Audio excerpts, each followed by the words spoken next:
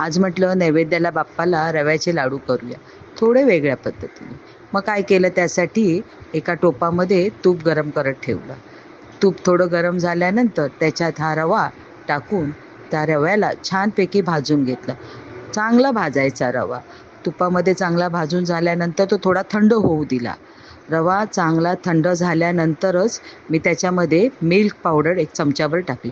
असली तर टाकायची, नसली तर नाही टाकायची. माझ्याकडे होती म्हणून मी टाकली आणि त्याच्यामध्ये मी वेलची पूड टाकली आणि ते सगळं एकत्र करून घेतलं आणि ओलं खोबरं थोडं घेतलं मी आणि पिठी साखर.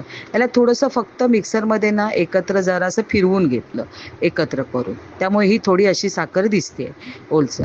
आणि मग ते त्याच्यामध्ये सारण टाकून त्याच्यात चांगलं एकजीव करून घेतलं त्यांना. आणि मग थोडा थोडा भाग रव्याचा घेऊन, कारण मी रवा भाजताना ना तूप जास्त टाकलं नव्हतं, म्हणून मग ह्याच्यात तूप गरम करून एका भांड्यात घेतलं होतं.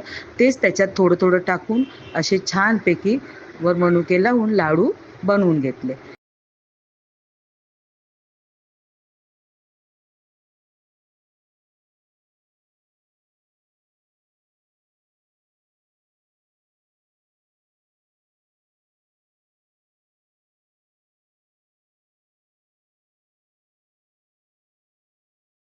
आणि बाप्पाला छान तुपातले रव्याचे लाडू नैवेद्य म्हणून दाखवला.